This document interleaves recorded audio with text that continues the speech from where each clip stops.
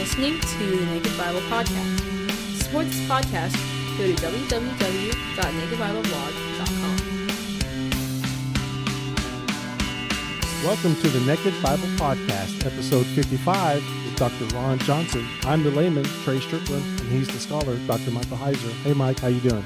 Very good. It's good to be back. Absolutely. Well, I'm excited. We got a special guest this week. We do indeed. Longtime friend, Ronn Johnson, and the rationale here, other than sort of giving the audience a little something new, would be to introduce Ronn to our podcast audience, because Ronn is part of what I sort of imagine, and it's more than imagination. It's real. The group of thinkers that I regularly bounce stuff off related to divine counsel, material. And Ronn is going to become part of the publishing effort with that. For those who follow the blog, Ronn is the guy who will be the author of the small group manual for supernatural. So I figured, since Ron's going to be exposed to my audience that way, we should do a podcast show and really sort of get into some details about who he is and what our connection is, and what he's interested in, so that people can sort of get a feel for what he's thinking about and his personality and what he contributes. Sounds good. All right, so let's just jump into that. Ronn, the audience is, of course, naturally going to want to know first how we met. In other words, what's the connection? So I'll let you sort of explain that. Yeah, good. Thank you. Good to be part of this. We go back to our college days. I think I was a sophomore. You came in as a freshman. I don't think we ever got to play baseball together, but I know we talked a lot about it. Did we ever play a year together? I believe. I think we did. One year, but otherwise, that just came back to mind. We would go on baseball trips, if you remember this. We talked theology the whole time. It was marvelous. But we got out of college, went off to seminary, I believe, around the same time. We had just a lot of interests. We used to talk theology for hours together. I remember it very well. Just loved it. Let's see. When I became a Bible college teacher, there was an opening. I was actually the chairman of a small Bible college, and I was told that there was an opening in our department, and Mike was the first person I could think of. And so we were a two-man Bible college teaching team for a couple of years. We both went several directions after that, but we've always maintained a good friendship. This is in the preface of Supernatural, at least the study guide that I just finished. The day that things changed for me, and it's been about a dozen years ago. Mike was writing his dissertation, and I was in the throes of trying to find a dissertation topic. And when he described what he was writing about, number one, it made me want to rewrite what I was going to write about, because I hated my topic so badly. And so I changed it to basically a divine counsel theme. And so from that day, that was about 2003. So what has that been, a dozen years? Yeah. And ever since then, we haven't lived near each other, but we've kept in steady contact through this whole journey. So it's been an absolute journey for me, and of course for you too. Yeah, I probably, I've known your wife, Susan, just as long, and I don't know how she felt after that conversation when you wound up changing your topic. But that's the story in itself. I was downstairs at 3 in the morning typing a dissertation proposal change, and she found me, and I looked up from the computer screen real sheepishly, and she started to cry. She says, "No, you're not going to do this." And I said, "Honey, you've got to let me do this." And I was able to write the dissertation in about 6-8 months because I was so excited about it. And it really was divine counsel 101 without calling it that. I don't know if I even used the word divine counsel in the dissertation, but I probably referred to the term. But the dissertation through Dallas Seminary was basically, who are Paul's principalities and powers, and how would that work into an Old Testament connection? And that's where I got into it. What did you find once you got into it? I mean, as far as, I'm sure listeners would want to know, was it difficult to find sources sort of in the evangelical orbit, and how did your committee react, or what was the response? The response, I put it into the final days when I wrote. I finished it, and then I was in my oral exam, and one of the principal questions you're always asked is, what have you added to the body of knowledge? And I had a prepared answer. I said nothing. I didn't add anything.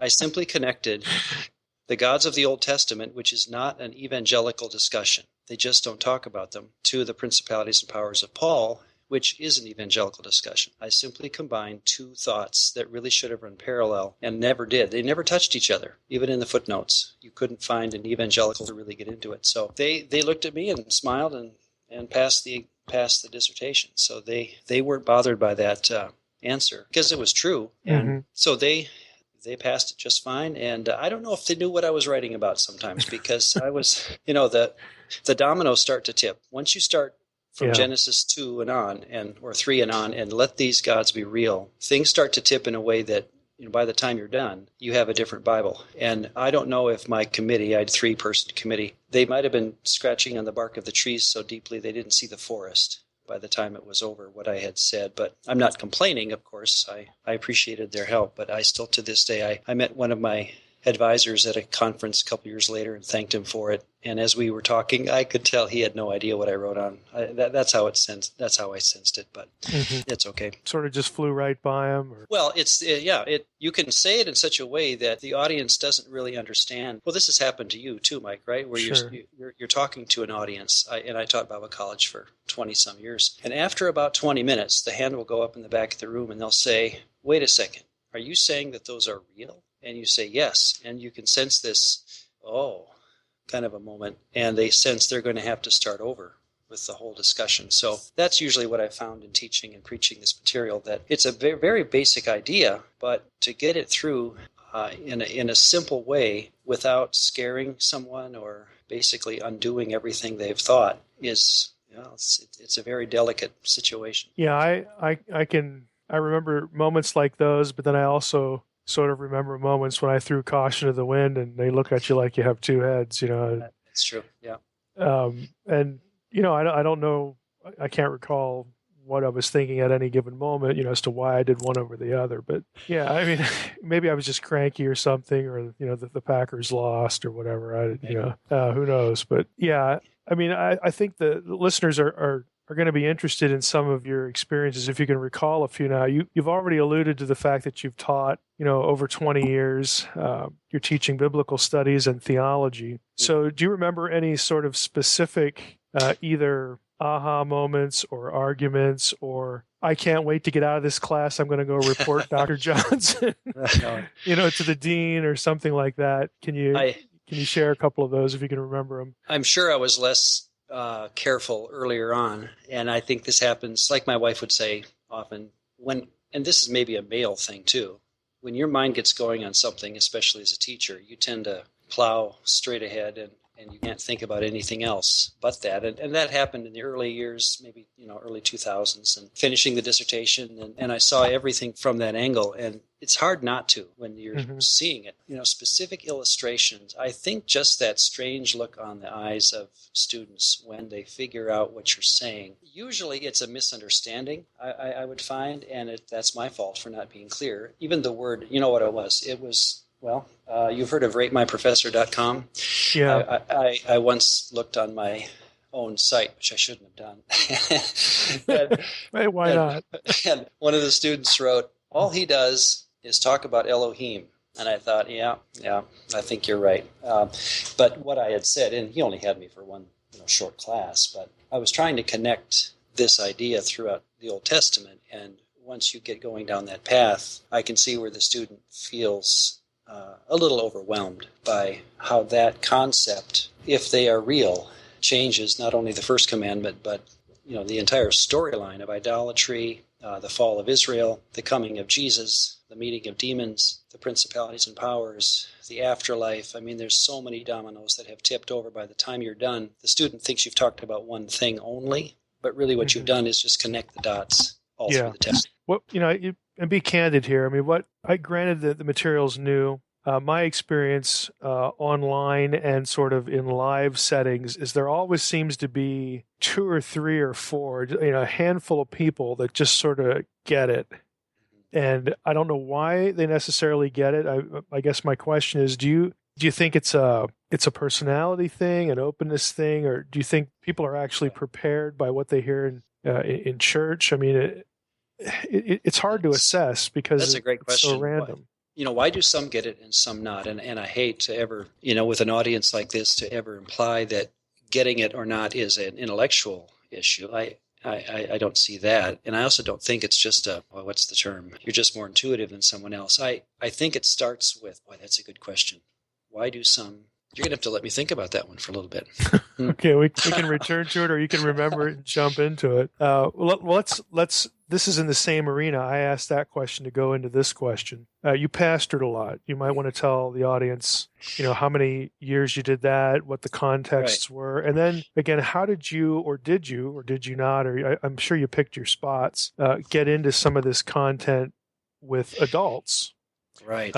In a church context. That's a big part of my life as well. My dad was a Baptist pastor, so I grew up in the church. I loved him, loved the ministry as a kid. I was the only son that he had, so I was very involved, went up to Bible college and the whole thing. I wasn't intending to be a pastor, it just didn't appeal to me, but I wanted to teach. I wanted to teach the Bible. Well, I was in Bible college teaching, and several years into it, and someone knocked on my door. They needed someone to fill in at a small evangelical free church, about 50 people. That turned into 7 years because...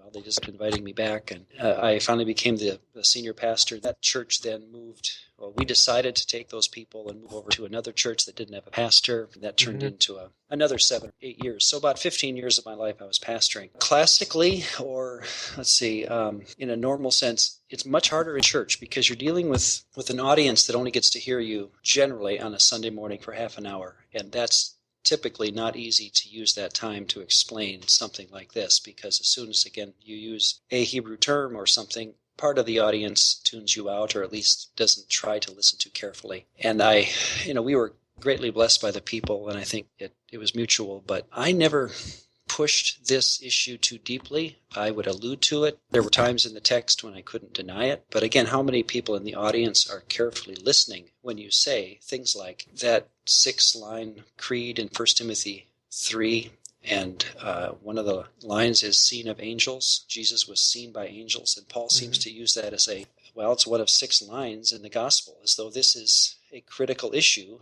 that Jesus was seen by angels. And I connected that in one of my sermons to the demon sermons, shall we call them, the demon expressions of who Jesus was when he would appear. They would bow down, Mark 3, and they would say, "You are the Son of God. When are you going to torment us?" And I took that back to Jeremiah 10, where God has promised to punish the gods of the Old Testament. And I don't know if people caught it. I guess no one said anything. They shake your hand on the way out and say, "Thank you, Pastor," but I didn't hear anyone comment on it. To me, it was, "Did you catch this?" You want to stop and pause and say, "Are you seeing how this all plays together?" And you don't have an opportunity that way as a pastor. So there's a lot of other things to do in the ministry, a lot of practical administrative issues. And so that's a good question, but I never pushed it too hard.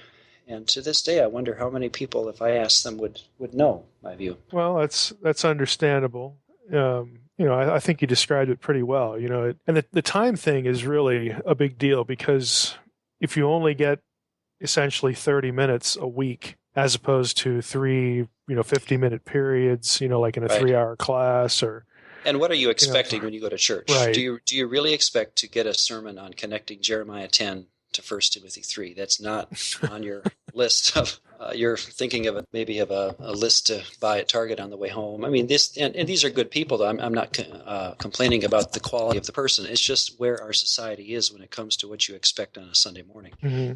Well, I want to go back, to the classroom. Just, again, some of the different contexts here for trying to communicate some of these things. We've got the challenge of the classroom. Again, we can't really assume, especially if you're not in a Bible college, but even if it is a Bible college, you can't really assume that your students are really that knowledgeable when it comes to even a broad and not a deep, but a broad grasp of the books of the Bible and their content and whatnot. And then you get to the local church, and you've got the time problem element. Yeah, and you have people from different traditions and, of course, different levels of interest automatically and whatnot. But compare that, to, again, conferences, scholars. I mean, because you and I have given papers at a number of, conferences, typically the ETS meetings. And how do you think that's gone? What can you describe, again, some of the response there? Because like you were talking about scholars when you were talking about your committee, and a lot of them sort of just didn't connect the dots. You would have had to do that for them, even though they were supposed to have read with understanding your dissertation. So let's just talk about the scholars for a little bit.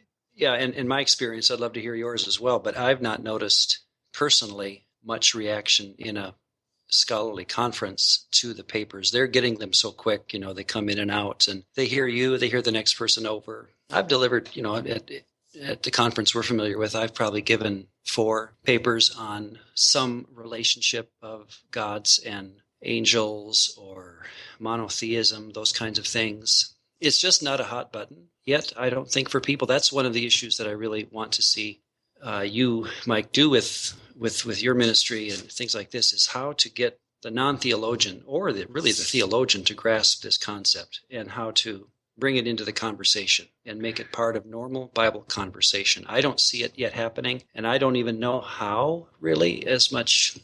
That's just a good question. It does burden me, but we're actually hoping that Unseen Realm does that, because the conversations we have in the building about that book, and again, for those who might just be jumping in here recently in the podcast, Unseen Realm is the academic book that is due out imminently. Lots of footnotes, basically trying to take scholarly information and make it decipherable, either to the pastor or the someone who has a decent amount of biblical knowledge under their belt to do exactly what Ron just described, to put this on the table. So when we talk about it, we think there are going to be people in the academic community that read this and think this is just great, like, wow, this is interesting, it's fascinating, may not agree with everything, but boy, I'm sure glad this book is here. And then there are going to be other people who hate it with equal passion, because I'm not finding any of this in the Westminster Confession or my tradition or outside of Old Testament people. A lot of it, frankly, is going to be new. I'll just relate one anecdote. Now, I won't use the fellow's name, but I got an email about a year ago from a well-known New Testament scholar, and his question in the email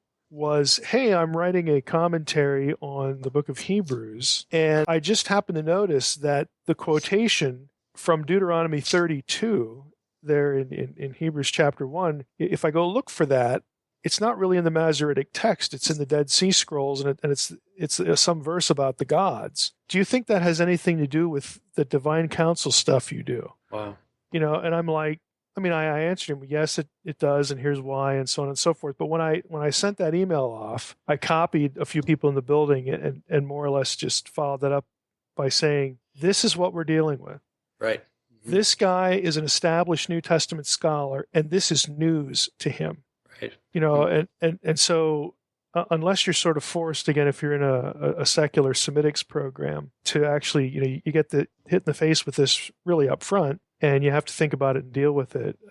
You're just not going to be familiar with it. Right. And do you think that just being part of a denominational school or, again, credentials that a scholar is expected to keep and to maintain and to push forward, that there's going to be, and I'm saying this because I think it's true, so I shouldn't ask it as a question, that when you're working through your own career or pushing through an idea or writing a book or something, unless a view meets a need for yourself in some way, you're going to let it run by the wayside or maybe not even consider it at all. And I wonder if the issue of gods has any practical value from a theological, let's see, a denominational stream.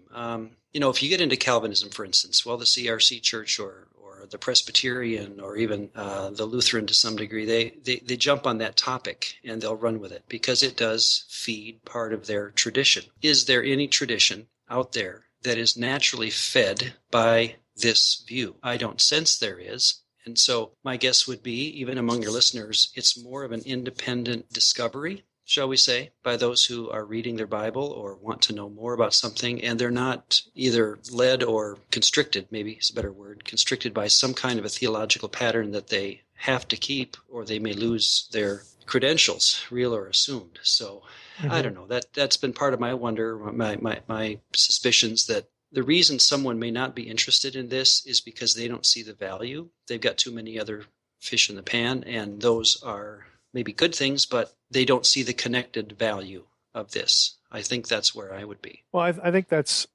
possible. it's sort of the other side of that coin is they don't see the value because they've never been shown it, and they've never sort of had anybody take them by the hand and say, well, here's the ripple effect it has in all sorts of places. Do you think they'd have to start over so deeply or so much I that think, it wouldn't yeah, be worth the time? I do, and I think that's actually the greater problem. I think we live in a culture where a lot of Christians are willing. Up front, they're not attached to a specific denomination. A certain number are, but there's a lot of evangelical free churches or community churches or whatnot, and they tend to be very eclectic. So you've got a significant number of people already sort of detached from one single tradition or a church context that promotes one single tradition, and then the issue becomes like, wow, this is just making me think about so many things I'm already tired, right? And I just don't know that I want to do that. I think what it's going to take, and I've hinted at this on the blog a little bit, but I think for a book like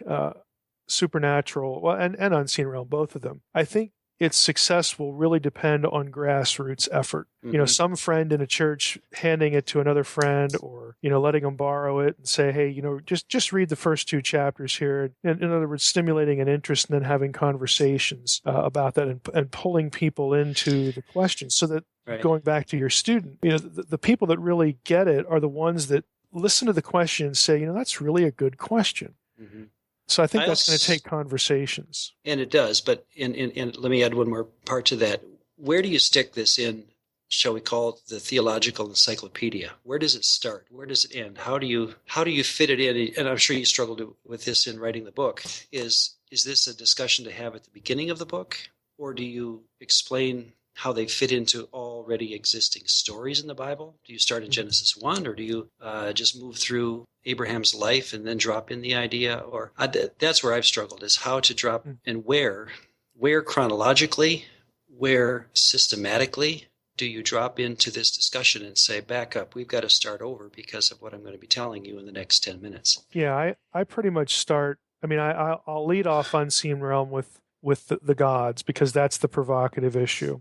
And then I go right from that to Genesis 1:26, the whole imaging idea, because there's a direct connection there with the plurals. And then the Unseen Realm proceeds in many respects chronologically, using the order of the English Bible and biblical history and whatnot. So I think part of the rationale for that was so that people could follow the narrative, if I can use that term. That'd be here. Fine.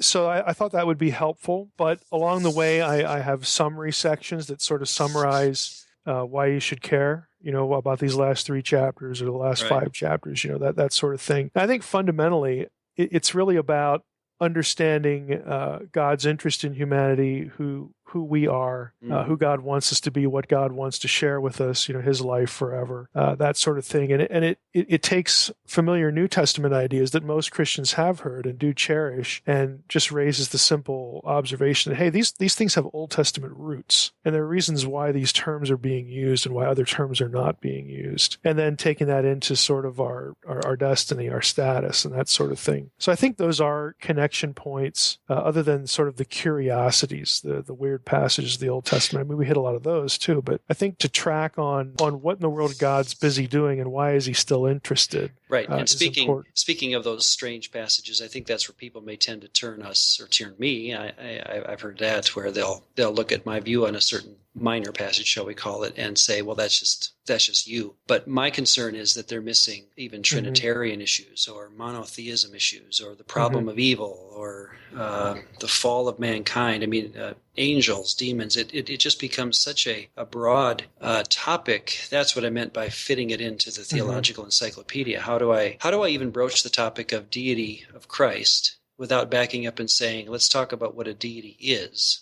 And we have to go back to where do I start on that? So that's what I meant by trying to fit this in chronologically, or even in a simple Bible study, going with 6 people around the room. How do you start the conversation? That's what I mean. Yeah, it's tough. Some of that I think of personally as book 2, a follow-up volume, to do it more systematically. But I chose the narrative here, but I try to hit on as much as I possibly can, because there's really no area of doctrine that is not affected in some way by this, and sort of pick those things off as you're going through the narrative. I mean, we'll find out if that works. I mean, my goal, for the book is to find the 4 or 5 people in every church that just have this intuitive sense, or it might be something more overt, that there's got to be more to the Bible than this. There's got to be more to the Bible than what I've been taught, what I'm hearing now. I just have this sense that I'm missing something, and I have these questions, and I never seem to really get good answers to them. So I think in every church there's a handful of those people, and I think for the book, to reach those people, it's going to really have to depend on people on the ground who are interested already, introducing friends and perhaps enemies right. to what's happening, in the books. And if I may jump in here, what I've noticed is it's a younger generation seems to be more open-minded to it, whether it be because we're raised on sci-fi or whatnot. But the older people that I talk about this content to, they believe in angels, they believe in the supernatural. But when you really get down to it and show them in the Old Testament, every single one of them say they're scared. It gets too real. And I think that the older generation is just plain scared of the content, whereas the younger generation is more open-minded and not scared, but more interested due to sci-fi and just our generation. Yeah. I think what will happen, of course, is providentially what's going to happen, and the God will see to it that people get the book. I mean, we're on the business end, we're committed to the long haul, for the whole thing, and those who wanted the book to happen in the first place understand that it's going to be controversial, but they're committed to the content. They know it matters. So we'll just see. It also may take some major player in evangelicalism, if I may say it that way. There's a well-known pastor. To love it or hate it. Should I say the name of it? You can whatever you want to do. John Piper. I've had him in my classrooms at Northwestern. Well, twice, so I shouldn't say too often. But one time I overheard him say about me. He says, "Oh, that's the guy who does those weird papers at ETS." Well, what he meant was that the idea of the gods is weird, and as long as a big name pastor says that, obviously the people in the church will trail with that. And could it take someone of, I don't know how to say it, but a mega church level pastor who decides this is something my people need to know? Yeah, and that would be a fascinating idea. That was part of the logic to having 2 books, because your mega pastors are going to be the ones recommending the trade book, the little version that you wrote the study guide for, not necessarily the academic version, obviously. But if it takes off at that level, then people will become aware that, hey, there's this other book over here that gives you all the documentation and whatnot. So I've really made an effort to.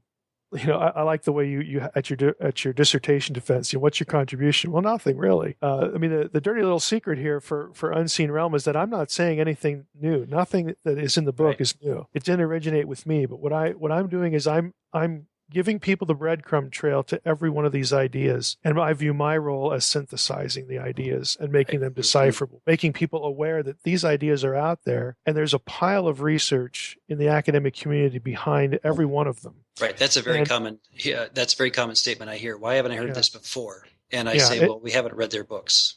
Right. Exactly right. And so if someone wants to say, to me as the writer, well, I just don't buy this, I think this is just you. It's like, I'm going to force you. I'm not going to argue with you in a forum or anything like that, or my blog. I'm going to say, then you need to go back and critique the bibliography that I provided you. And after you do that, then we can have the discussion. I'm perfectly fine with not getting into the discussion with them, but giving them homework. Because if you want to win me, if you want me to say, oh, you're right, there's really nothing to this, this is what I need from you. I need educated critique here. I need to know why this is not the case, because I'm ready. I'm basically ready for you. Right. I've spent 12, 15 years at collecting bibliography. I know where the information is. I have access to it. I've put a lot of it in the book, the companion website. I am ready for your rebuttal. I am ready for your objection. Are you ready to do the work now? Or are you just going to spout off? I mean, I'm not going to try to say it that way, but that is, again, part of the discussion. We're working on this launch video, and there are 3 scholars being interviewed for the launch video. Gary Brashears and Tremper Longman and Darrell Bach. Okay. are the ones who've agreed to do the launch video. And I was there when Gary was in, and one of the questions I asked was, in your opinion, do you think Unseen Realm will be controversial? He just started to laugh. It's like, of course it's going to be controversial. And so why? And one of his big sort of trajectories was it's going to force scholars, not just scholars, but everybody else, but even scholars to ask themselves the question, well, how much of this stuff about the supernatural world that the biblical writers believe do I believe? Good point, yeah. And that's an uncomfortable question, but it's a necessary question. I've already had people at ETS come up to me and say, who are aware of the project and the book and whatnot, and they're saying, this is actually going to be an issue of biblical authority someday. Wow. And probably not too distant in the future. They believe we're going to see the day when we're having sessions at ETS on, can we really believe what the biblical writers believed about this stuff over here? It's not science anymore or anything like that. It's what they say about the supernatural. And this, what we're doing, what we're talking about here, is core to that. And so I do think whether it's supernatural at the grassroots or whether it's people either loving or hating Unseen Realm, I think it will be a discussion starter. And, who knows? Who knows where it goes? Right. What do you think, another question here, what sort of discussions do you think, since I just brought that up, what other kinds of discussions do you think this will potentially cause or create? I think, what it's done for me is, and I did this completely before the New Perspective, for those in your audience who know about or have heard about the New Perspective on Paul that has hit the waves over the last 10 years or so. I came upon that view in this sense that it was just through the Old Testament, watching people come to faith or trust or loyalty to Yahweh as opposed to the gods they used to follow. Think of Abraham himself. And it says in Joshua 24 that his father used to worship other gods very clearly. So that the story of faith, okay, so it's a good question, and I would like to answer it this way. The very story of faith, what it means to believe, when you look at it from the Old Testament God's point of view, it's changing loyalties from one spirit to another. If I had said that to Abraham, he would look at me as though, well, what else would it have been? That's how you do this. So then he didn't have a sinner's prayer or anything. Exactly. And so the idea of presenting the gospel to me is as basic as, do these gods exist? Are you going to move your loyalty, faith, Aman in Hebrew, are you going to move your loyalty from one deity to another or not? That's the question coming out of the Old Testament. So I think to where this can go should come down to tracks. It should come down, if we want to say it that way. How do you present the gospel to your neighbor who has no idea about, the intricacies of Hebrew and Greek? But when it comes to the rubber meeting the road, how do I understand what God wants out of me as a person today? It's that basic to me. And that's why even as a pastor, I found that this material was helpful, because it had very practical outworking. Like you're going through Acts, I'm thinking of the Jew-Gentile relationship and how that was it was completely based on the idea of polytheism and trust and idolatry and those questions of how to move my trust from a pagan deity to Jesus, a crucified Nazarene who resurrected from the dead. Those were real questions that have to do right back to the question of how many gods are there and are they real, and what is a demon? How does a demon affect me in my daily life if I sacrifice to them at the open marketplace? And all the things in Acts to me are just pulling and tugging their way from the Old Testament stories of the gods. Yeah. So ditto. The whole believing loyalty thing, I agree with you, is fundamental. It's not about moral performance. It's not about theological knowledge. Other than the extent of, okay, I have to make a choice now. Mm-hmm. Which God do I assign my believing loyalty to? Right. And that becomes the issue. I mean, David can go off and commit adultery and do other horrible sins, but he never wavered. On where his believing loyalty was. Well, think of Psalm 23:1. Just that verse. The Lord is my shepherd; I shall not want. That there's a statement of loyalty, and we just studied 1 Samuel in a Bible study I do, and the people I think caught it, but again, every week we seem to be kind of rotating back to the question of, well, he wasn't a very good person, was he? Well, that's not the point. The point that God is after is loyalty, and if you can be like a David and never waver. Or the other side, be like a Saul and waver all the time. By the way, Mike, I don't know if you ever studied this out. It's fascinating. Watch how Saul refers to Yahweh. He always calls him your Yahweh. He never refers to him as my Yahweh. I've never looked at that. That's really fascinating. He'll say, the Lord your God, when he talks to Samuel. He'll never say, the Lord my God. Of course, David would have dry heaves to ever be forced to say it that way. There's your loyalty coming out. And then Solomon, of course, is both ways. He can't seem to decide which way to go. But it's just to study Saul, David, and Solomon through the lens of the gods. It's a fascinating study. Have you really tracked through that? Because one of the things I wanted to ask you is what are you working on? What's sort of catching your attention right now? And yep, and this is like you and I. We both love to run things till they're dry. And for me right now, it's the Jew-Gentile relationship and how that relates to Ephesians. And Al, let me throw a theory at you here. For by grace are you saved through faith, not of yourselves. Think of what the Ephesian audience, 90-some% Gentile, would have thought by that phrase. For by favor you are saved. Grace, favor, same word. And grace is all over the Old Testament. So for Paul to be introducing grace as though it's some new thing for these people, I've taken the tack that what Paul is saying is, you Ephesians, remember how you came to the Abrahamic covenant. The Old Testament the Torah divides the world in two, the Jew and the non-Jew. So you as the non-Jew, you didn't have a way into the Abrahamic covenant except proselytism, basically. And here comes Jesus. Romans 15 says that he died to sanctify the Gentile who could never come into the temple. And now, to use the application, since the death of Jesus, the Gentile can come in fully Gentile, doesn't have to be Jewish. And then for Paul to say, for by favor, you Gentiles have now come into the family. And that's those kind of twists and turns through Ephesians, Philippians, Colossians. Of course, most of Paul's letters are written to Gentiles. And watching how he takes that family idea, the new people that God is creating. Well, that's... you can see that the Gentiles sitting there who would have been familiar to some extent, maybe had a Jewish friend or something like that, even whether he's a God-fearer, quote unquote, or not, would think, you mean to suggest that the favor that Yahweh had placed on my buddy over here sitting next to me, who's a Jew, that now that's extended to me? Acts 10 and 11. Remember what Peter says? They got the Spirit just like we did. And I'm sure the eyes in the room opened up thinking, well, you've got to be kidding. God is now turning to the Gentile with the same favor that he has to the Jew. And that all comes out of the Old Testament, which, again, how far back do you have to go to show the audience where we're going with this? But the idea that God chose Israel, God did not choose the other nations. He put other gods over them.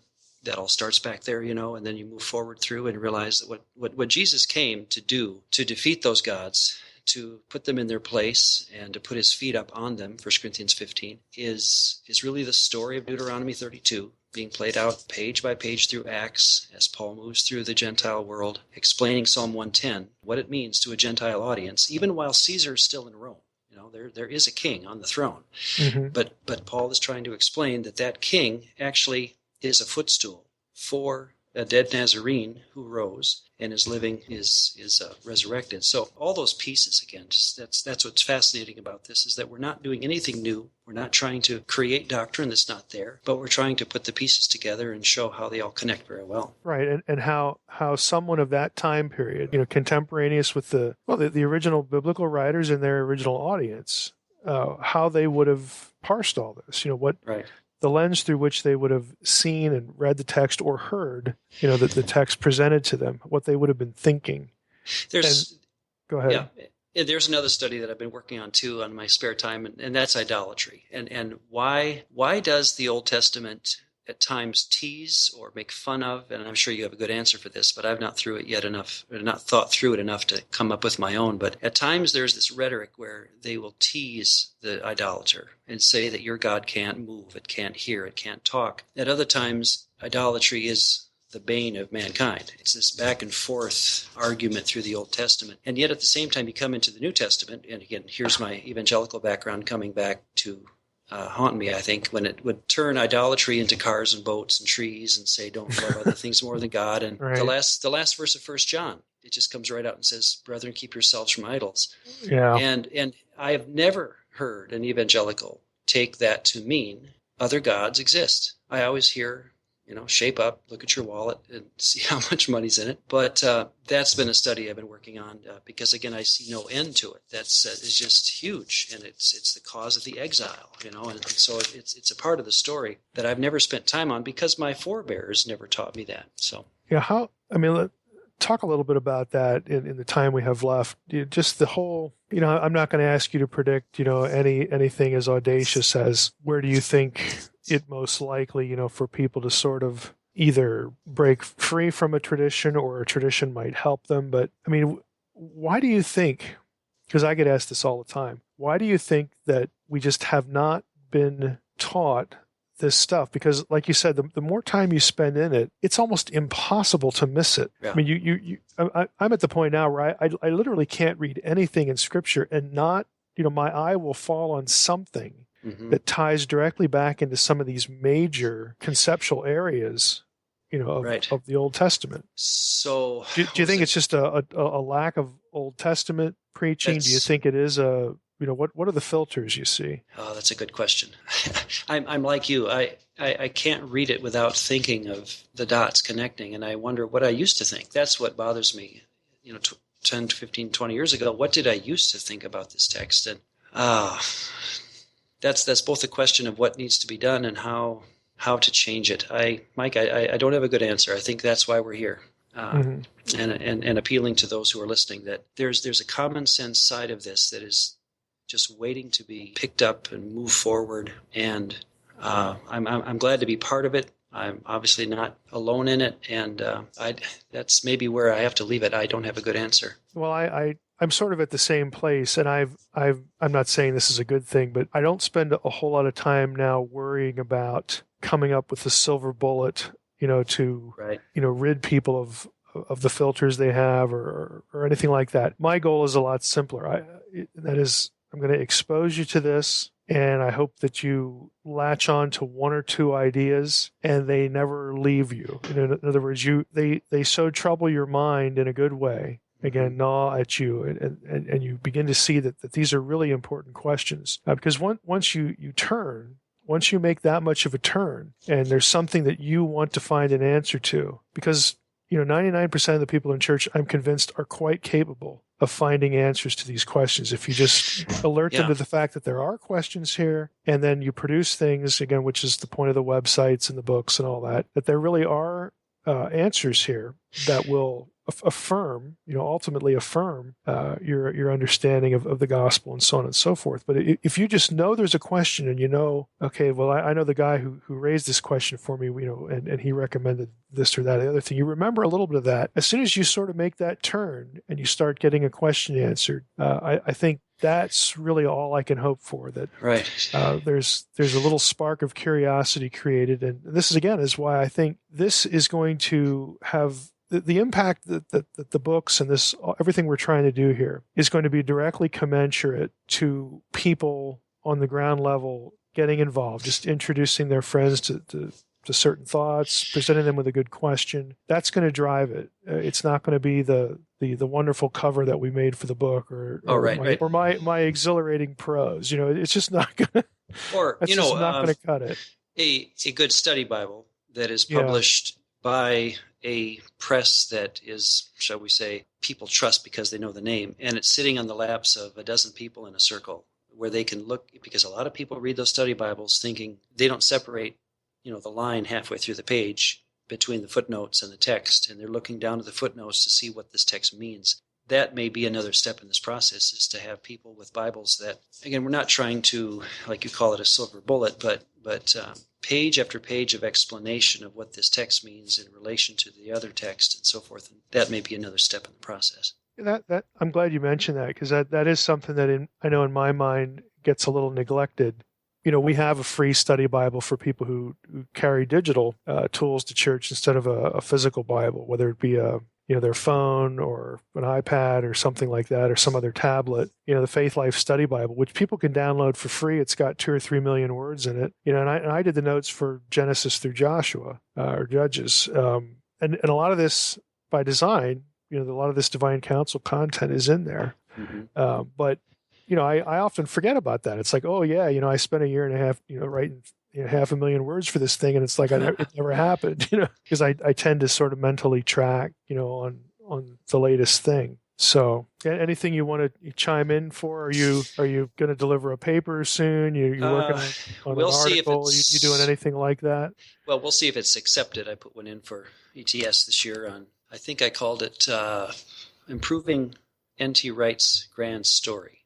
N.T. Wright, for those that read him, I find him delightful, brilliant man. He's so broad, yet so careful about the text. He's just delightfully bringing me back to the Bible every time I open up his books. And the one thing I've noticed, and I hate to say I could improve on him, but he doesn't take the gods seriously in the sense of real beings. And that's what I'm going to do, if it's accepted, is a paper on that, showing how this argument that he has been bringing to evangelicalism very strongly for the last 20 years, the one how it helps. area, how it could help. It could answer some questions that he leaves open-ended, but they don't need to be open-ended. They're answered right in the text. So, well, did I tell you Dave Burnett's experience last year at SBL? Did I share that with you? You may have. I forget.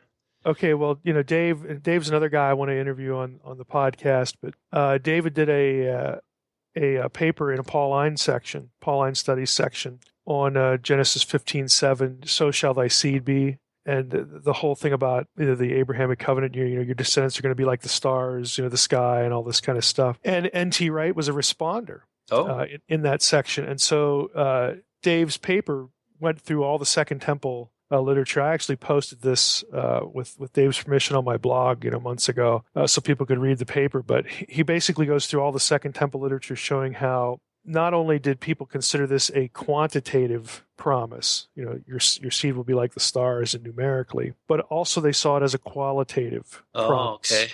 So it ties right into, again, divine beings, because divine beings are always, talked about with this star and this luminous language. And he took that into Second Temple and New Testament discussions about glorification of the believer and all this divine counsel stuff. And in the Q&A afterwards, N.T. Wright had no idea what this stuff even was. Wow. I mean, he literally had no clue about divine counsel context or anything like this. And it really showed in the Q&A. And there were 3 or 4 people in the Q&A that stood up, and this is N.T. Wright, and he's such a nice guy. Right. I mean, you don't go after N.T. Wright because he's just a neat guy. Sure. And everybody really appreciates what he does. But they did. I'll use the phrase. They spanked him a little bit, basically saying, well, look at this and this and this and this, and I don't know who the group was. I mean, 1 or 2 of them I could see in the discussion afterwards knew Dave, and some of them I guess didn't. But they were tracking on this the whole way, and he was not. And so there is this gap, as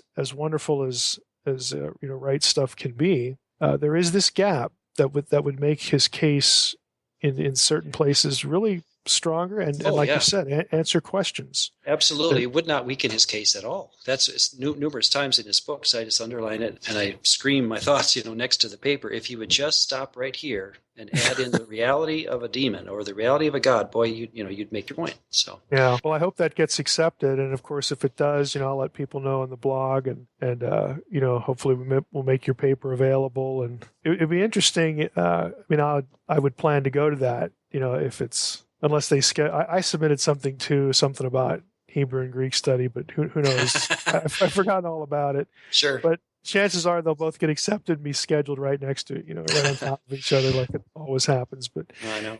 But if it doesn't, I'd be interested in going to hear the discussion, the Q&A afterwards, especially for something like that. And if sparks fly, that would make a good thing to do an interview on. Sure. Wow. I'll probably send it to Dr. Wright as well and just say thank you. And my wife didn't want me to have the title I had, something about, improving on his storyline, but I just did that out of shock value. Yeah, instead of the warm cookie model of election, it's how N.T. Wright can be improved. For those little inside baseball here, Ron and I would go to the conferences, and we would always meet up at some point and say, okay, what's the dumbest title for a paper? What's the best one? What's the dumbest one? What's one that you just looked at and you thought, what in the world is this about? And there are some real winners. There really are. And that was one of the warm cookie model of election. I don't know how that gets people in the room, but One of them, remember, I've fallen, and let's see, Elohim have fallen, and they can't get up. They can't get up. Yeah, so you were guilty too. Okay. Right. Okay. Oh boy. Well, anyway, I'm glad we could do this today. We'll have to do it at some future point. Again, like maybe when you have something specific that really just you've discovered, might be a good time to do it. Or maybe if your paper gets accepted, sure. Who knows? But I want to start introducing people who are into this material to the podcast audience, and so that's the logic. And I hope listeners got something out of the discussion. I would think they would have, but again, the goal is just to have you meet Ron and know who he is, and you will be hearing other things about him and from him in the future. Ron, I got a couple questions for you. Mm-hmm. First, I just want to make a quick comment about why this knowledge hasn't been that prevalent. I think it's 1 Corinthians 2:10. These things God has revealed to us through the Spirit. So I think God's revealing more knowledge here lately. And Ron, could you tell me about the small group manual for the supernatural? Can you give me some details about that? Yes, Mike was gracious to ask me to provide a study guide for small groups, and so what I did, the logic behind it is a shortened, almost just not point by point. I take 2 chapters. There's 16 chapters in the book, so I have 8 chapters, and each of those chapters has, it's not long, 1,000 words each chapter maybe, but I take seminal ideas that Mike has brought out, and I add to it. I add other texts to it that he didn't have time to go over, or dominoes that if this is true, what Mike said here, think of how this affects over here. So it's a companion volume, but it's meant to add illustrative and applicational help. There's a few study questions at the end of each chapter as well for a small group. That's the logic of it. Okay, great. Awesome. I'll be looking forward to that, as I'm going to be doing that myself, leading a small group. Well, last question, Ron. You got to give me at least one funny story about Mike from school. Oh. The most embarrassing story you got. Well, we're out of time now. So. Oh, my. Embarrassing. The most embarrassing, yeah. Oh. Maybe a teaching one? Well, we had a Bible department meeting in a jacuzzi. Remember that, Mike? we were the 2 members of the Bible department, so we were down in Iowa. I don't know why you came down there with us, but there's a jacuzzi in the backyard, so we had a Bible department meeting in the jacuzzi. So that's an image I don't know if I can get out of my head right now. Yeah, I know. See, now aren't you sorry you asked? I am very sorry, yes.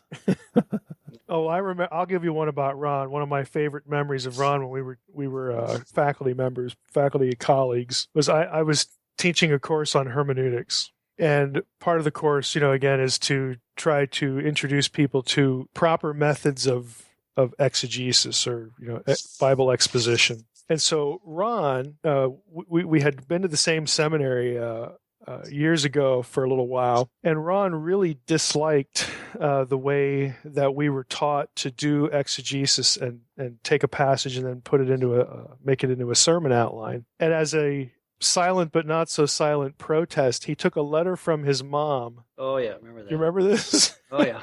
He took a letter from his mom and applied the exegetical method to it. And it's just sounded so ridiculous.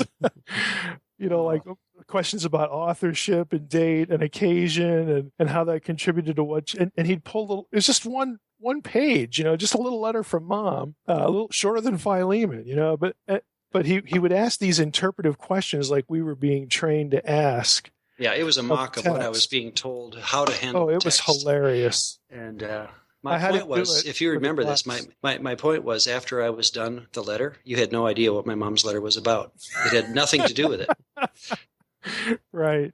So I wanted him to do that for my students, and it was just hilarious. I mean, and I think a lot of them got the point.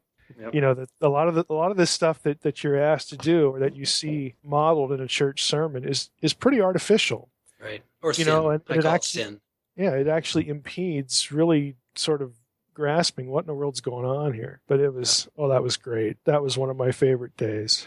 That's back in the days before the computer, so I don't have it on file anywhere. It's probably stuffed as a piece of paper somewhere. Oh, well, if you find that, you got to send that to me. I'll scan it or something. Okay, sure. It's just too bad those things weren't recorded either. Right. Any Dallas specific stories? Those are my old stomping grounds. Oh, really? Yeah, I lived there for 6 years. So, do you have any good Dallas stories? We both. Did you get converted to a Cowboys fan? I did. I mean, I went to Tom Landry's retirement parade downtown. I enjoyed that. Did you ever meet him at a board meeting? When they. No, I guess he was on board at Dallas. Yeah, well, I remember the first one. It's like, hey, there's Chuck Swindoll. You get out of the way. I want to see Tom Landry. Right. That kind of thing. No, I think we just had a lot of good times talking and comparing notes and learning. And that was Mike. Yeah, you were the one that said it to me once when we were talking about looking back upon our Bible college days. And you said, were we really that weird?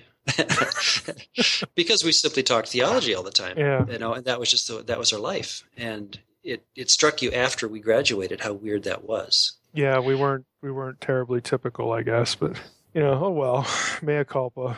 Just I'm still unrepentant, even to this day. But yeah, some of the Dallas things that were great were Geisler quotes. I think that was. Oh yes.